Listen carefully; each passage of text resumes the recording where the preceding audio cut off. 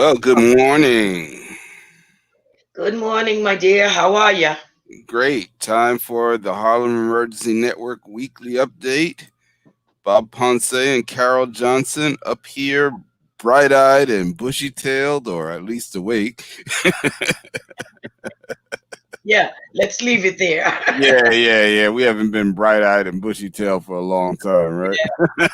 So, Well, I think it's hard in 2020 to really even be bright eyed and bushy tailed about anything. We're just trying to make it from day to day. day to day. Hmm.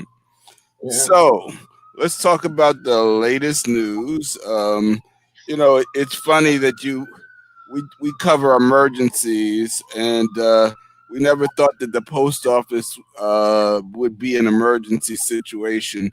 But we have been observing lately how the post office has been gotten involved in politically motivated voter nullification by simply slowing down the mail. And but we got a win yesterday where the postal service basically are suspended the changes they've been making after an outcry from over 20 states, and virtually the whole country is up in arms about the fact that the post office has been removing boxes and taking mail sorter machines out of service, and not only affecting our right to vote, but also our right to receive our medicine and checks on time. And so our postmaster general had to back down a little bit because of the heat he's getting from all sides. Crazy, right? You know, um, the receiving of medicine through the mail, that doesn't even strike me as odd because this is a man sitting in the White House who wanted to gut all of the health care programs. So Hmm. why would you consider him um, humane enough to want people to get medication? Hmm. That would be contradictory. Um, he's actually reached what my former pastor calls a new level of low. When you think that the guy can't go any lower, he finds a way. Hmm. Hmm. He's got enough cronies around him to assist him in the task. So no one is letting up on the pressure, even though the postmaster general has come out and said that they will suspend the changes until after the election. Because one of the things he didn't say was that he would reverse what's already been done. Now we've all already seen either firsthand or pictures on social media of boxes being removed from neighborhoods. I think you posted something, or you had some pictures about you saw the postal truck removing boxes, correct? Yes. Up, Mm-hmm. um, Washington Heights. No, 138th Street Mm-hmm. in Broadway. So Mm-hmm. the Postmaster General says that this is a normal course of business. I don't remember in all of my years post boxes being moved unless there had been consistent damage to them. Mm-hmm. That was the only time I remember in my lifetime that boxes were moved. I remember there was a time when people were setting the mail on fire and they reconstructed the boxes where you couldn't Mm-hmm. actually reach down and made a slot where you just Mm-hmm. slide it in. So that was happening. They were using sticks with gum and stuff to try to pull the mail out of the boxes. So that was years ago. But to actually remove them, trucks across the country removing boxes, no, that is not a normal course of business. Mm-hmm. And removing sorter machines from the facilities is not a normal course of business either. And not only that, but putting locks on the boxes that remain. So you ran out of trucks to remove the truck the boxes, so you just started locking them up. I mean, it's criminal. Mm-hmm. Mm-hmm. Absolutely criminal. It is a federal offense. And I just never I just never imagined this world being where we are now. You stole the election with obvious foreign influences, and now you're trying to steal it again, and you're doing it right in front of our eyes, Mm-hmm. where everybody across the world can see how you're damaging and destroying America. We've never been in a state like this. Mm-hmm. I mean, we are a total embarrassment. And it begins with that person in the White House. Mm-hmm. So, when if you're reading this and people are talking about this, again, stop saying your vote does not matter. People are not going to spend billions of dollars to suppress your vote. They're not going to do that. These people are gutting our treasury to line their pockets. Why Mm-hmm. would they spend? Everything about them is monetary. Why Mm-hmm. control? Why would they spend massive amount of money to suppress your vote? Mm-hmm. As former flautist Michelle Obama said, get out and vote like you never did before, the same way you did for President Obama. Our lives depend on it. They absolutely do. Um, it's so insane that we've already lost 170,000 people from COVID-19, and we're still averaging about 1,000 people a day. It's crazy. In 3 or 4 days, we lose as many people as we lost in 9/11, and people are trying to act like this is normal, and it's certainly not normal. Um, and then to And they have call that a success story. Don't leave that out, Bob. They called the loss of 170,000 lives a success story. mm-hmm, mm-hmm. It is what it is, I think was the actual Right. comment. And which is a true statement. It is what it is, which Yeah. is, you know, mass loss of life unnecessarily. And that's what it really is. So let's talk a little bit about. We had a Democratic virtual convention for the first time. So that was interesting. It was obviously done with protection in mind. And so give the Democratic Party credit for not trying to have a large event that would put people at risk. Unlike the other guys who, you know, they didn't even get to the convention. They had to have a pre-convention in Tulsa that ended up resulting in the death of Herman Cain and perhaps other people who we don't even know their names. We'll never know. Hmm. I thought it was wonderful. Hmm. You know, I thought our former first lady held her own and just laid it on the line. You know, she's always spoken truths, and as she said, this guy is wrong for our country. And if we think it's bad, do not believe that it will not get worse. It Hmm. will. Hmm. And anyone who has experienced extreme loss, whether it's personal, financial, um, emotional, psychological, we have suffered unthoughtable. Is that a word? Unthoughtable? Unthinkable, unthinkable. Unthinkable. But if you haven't had your coffee yet, it's a word. I know. I'm knitting without needles this morning.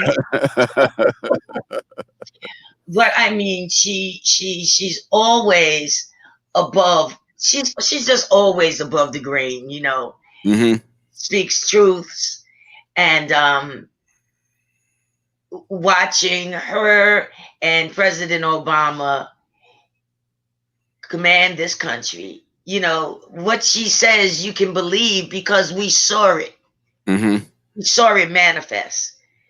We saw this man just think so far out of the box. When I was reading the list of things that he had done in the first 18 months, I said, wow, this is a real man and a real father. Mm-hmm. True word of a father. And it was something that caught me when I saw that he made it so that fathers who didn't have jobs, who had children, and were like embarrassed, on to spend time with their kids, like on Father's Day, where he made it so that they could go to the movies and get free popcorn, and different things like that, just to allow them to be able to spend the day together and not have to worry about not having any money. Just spend the day with your family. Mm-hmm. That's just those just things that are so little to some people, but major to others. This was a real, true human being. And I think she laid it on the line. Absolutely. And it was just good to see people of reason talking again. And I think they made a good case to say this is the team that can now go out and heal the nation and basically fix the problems that were created over the last 4 years. Now, let me ask you, what did you think about some of the Republican participation in the convention? And also, it seems like they were trying to keep the progressives quiet. Like AOC, they gave her like 60 seconds to talk. Yeah, I don't know. When I look at how the Republicans seem to be controlling everything, even our airwaves, Mm-hmm. still like we still have to bargain to get time and to do and say what we need to say and do to America for us to not lose our minds. Mm-hmm. We lose our minds. They have so much control over things that they sort of dole out time. And we're beginning to see now where there's turnarounds, where there are even Republicans who are saying, okay, enough is enough. Mm-hmm. I can't do this now. Can you trust them? Well, I mean, they'll be up for reelection too soon. So it's just but so much that's gonna be allowed with this administration. He has found a way to harness everything across the board and just steal, kill, and destroy. Anybody who knows or reads the Bible knows who that relates to. Stealing, killing, and destroying. You know, uh, I've never thought that I could possibly be at a loss for words, but yeah, I've pretty much arrived at that point. Well, I understand. So I'm still a little concerned that Democrats will not let the progressives who have kept the energy in the party alive from having their voice and say, and really just kind of turning them down, if you will, when somebody like Alexandra Ocasio Cortez, she's really the future of the party. She is energized the party. She speaks plainly. She is very, very intelligent. She's very, very well prepared. She's more progressive than some of the centrists in the Democratic Party want. But these are the reasons why we still have a Democratic Party, because there have been, there's been a push for more progressives, and it's clearly what Democratic voters want, because as we saw in the primaries, a lot of progressives have beaten longtime incumbents in the primary, because we're at a point where it's like we can't just we can't horse trade on some of this stuff. This is a point where we've gotten where our elected officials have to take a strong stand just to keep us alive. and it's really that serious. I don't know. I still think we keep bargaining with these people. Mm-hmm. We'll give you this one if you give us this one. Mm-hmm. But we have to stop this. We have to stand up and stop saying we're proud and acting like we're proud. We have to start taking over those places. I remember when John Lewis and backed by Pelosi, and they just took over the Senate floor. You know, we got to stop this. It seems like there's too much fear in the Democratic Party, and we watched this horrendous action back when President Obama was in office. And I kept asking, well, we are the Democrats. We are the people who's backing them up. What are they, under their desks, hiding Mm-hmm. smoke clears? I mean, the atrocities, excuse me, that were leveled against him. It didn't make sense. No one was speaking up. And here we are again at an even worse stage of American history. And bargaining is still taking place. Someone is still telling you, we'll give you this if you give us that. No, we can't have that. We can't do this. Who's making the decisions? I'm glad that they gave, Mrs. Obama the keynote speech, because at least that energized people. Mm-hmm. But when you start to see people like this, oh, I mean, she's amazing. Alexandra Mm-hmm. is amazing. Why would you give her, a snippet of time?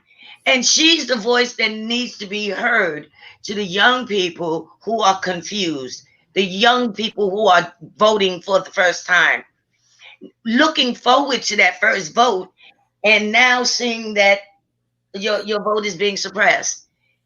And now actually seeing the actions of not being able to find a place to vote.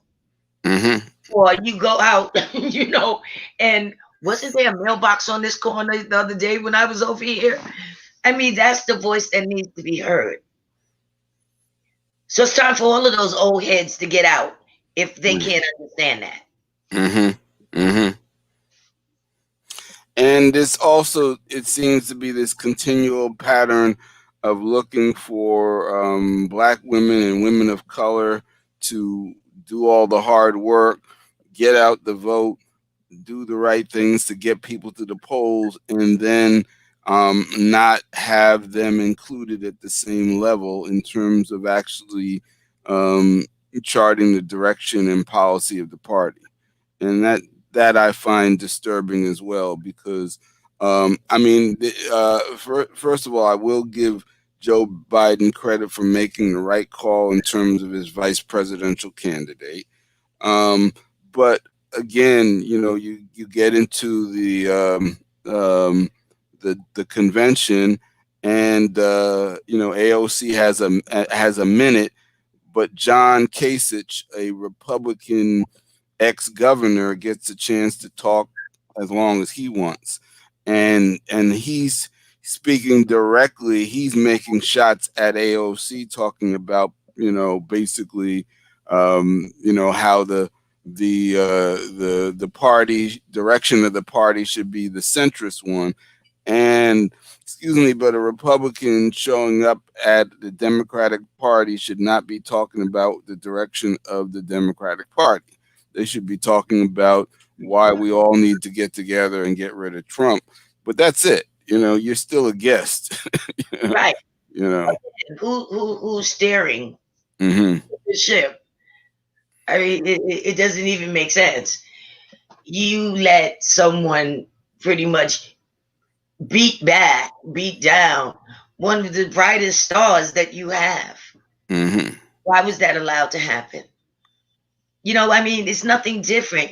It's historic that Black women have always taken the helm, took care of people, families that weren't even their own, Mm-hmm.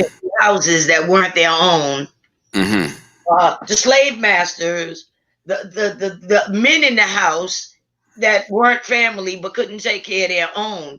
And then what happened? They weren't invited to the table to eat. They Mm-hmm. weren't invited in the house to eat. Mm. They didn't benefit from any of the things that they got for the household. Mm-hmm. And once again, here we are, doing all the work. And where will we be when it's all over? Mm-hmm. Back in the field. Exactly. So you can't say you're being progressive, and you can't say that time has to change and time has come. The time has come to change. You can't say that, and yet we still see the same type of actions that we saw 400 years ago. Mm-hmm. You know, so the world is energized. It's not just America. People are watching us so broadly across the world that people are energized with this vice presidential candidate. They Mm-hmm. want to see where it's going to happen, especially in light of the Black Lives Matter movement. But we've got to do better. I want to see people who are progressive.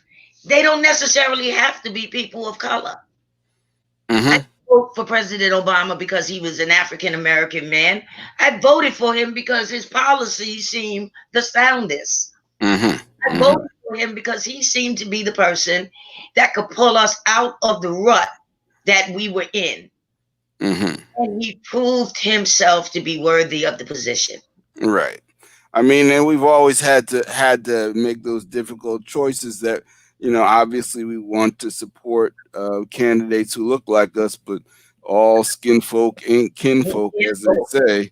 Um, as you see on Fox News, they fired Diamond and Silk for saying the same things about the COVID-19 virus that everybody else on Fox was, but they Oh, had to make cellophane. they made those two the scapegoats, and now they've come out to say that Fox News is racist, which is, I'm sure they're going to be shocked to learn that water is also wet. Well, didn't we hear the same thing from Aunt Jemima Omarosa? Yes, exactly, exactly. They all of a sudden they find the racism in the racist places that they decided to associate with after they get left at the side of the curb. They're shocked and surprised that they were lied to. Yeah, but the funny thing was how they attacked their own. Mm-hmm. And the skin folk and the kin folk, how they attacked us. We were stupid. And now, we are you. Well, here's the worst one. So as we talked about, Herman Cain died of COVID-19 that he almost certainly got from the Tulsa rally. But now Herman, they won't let the man die. They have his Twitter account still coming out and attacking Democrats and progressives, and it's like, you all don't understand, when they're not even, you can't even die for them to be done with you. The man can't even rest in peace. He's got the tweet from beyond the grave. This now in. This There's now is, more to say. yeah, Wow. yeah, too Wow. much. Yeah. It was such a, at first it just appeared just completely ludicrous watching all of these Black people cheering at that convention. You know, Mm-hmm. I, I was amazed. I said, it looked like they moved the balcony down to the main level. Remember when we were only allowed to sit Right. Yeah. and if it didn't have a balcony, we had like the last row of the movie theater. So now Yeah. they moved us up front, not center, but to the side. To the side. And I Yeah. found Right. it so interesting how the camera just lingered on them, waving their arms in the air like they just didn't care. And they Maskless. they put all 10 of them, I guess, or whatever, together so that they could be seen to make it look like there was this real presence there. Yeah, Um, it was so like coons for Trump. yeah, yep, it was I the, mean, it was quite a few of them now, though. It was quite a few of them. It looked like to be maybe about 20, 25 people. I don't know if it was that much, but they were all definitely pushed together to make it look. They might have photoshopped in a couple of extra Well, people. maybe they did. Did some blackface, just stand behind them. Right, right. But there was one guy, one brother who was Yeah, wearing the mask. He's like, they're not gonna get, they're not gonna get me. but I, he looked petrified. right. He's like, I need this job. I'm gonna have to take this little money, but they're not, they're not gonna get me. I'm wearing the mask. Did you see Yeah. his eyes? He was like, okay, I want to be down, but I'm not sure. Mm-hmm. Or maybe, he got paid well for that. But I've never seen a dead person, cash a check. Yeah. So, they were paid. I mean, let's Mm-hmm. face it, they wouldn't have been there had they not been paid. Mm-hmm. Mm-hmm. But, just the moral compass of this administration, or the lack of. Mm. Mm-hmm. But yeah, he's gone, and I was shocked that he called Mr. Kane's family and spoke to his. So he said he spoke to his wife and son and daughter, and how he was such a wonderful man and a good friend and all of this. But I found it very. May he rest in peace. Well, I found so interesting. Right behind rest in peace, he began to refuse again to take any blame for what happened. It just goes to show your lack of morals. This is the time when you're just making a statement to someone who's supposed to be a good friend, and still it has to be about you, where you would Mm-hmm. come in and make that statement on the heel of a verbal memorial to this man, and you would come back and say you don't take responsibility for what Mm-hmm. happened. Mm-hmm. Mm-hmm. So we want to remind people now everything is out. We know who's running. We know who the vice president is. All we need to do now is get everyone out to vote. We also want to remind people along the same lines that if you haven't filled out the census, you need to fill out the census because that's going to determine our voting power for the next 10 years. And we're going to need to every last bit of it to just um, reverse and correct the effects of the last 4 years. It might take us 10 years to get back to where we were 4 years ago. Absolutely. And please call your board of elections. Find out if your registration is still valid, which I've been doing before every election. I call to make sure. You know, I've seen people names sort of disappear out of the books, being at the same poll site or poll work at the same site. People have been voting there for years, for decades, and all of a sudden the husband's name is not in the book this time, or the wife's name is not in the book, or neither of them are in the book. They're not registered. Make sure your registration is still active. Find out where they're supposed to have the absentee ballot drop off boxes. Call the board of election. Find out the location of those boxes. And you can call them at 866-868 3692 for voter information. But And, make sure your polling site may be changed.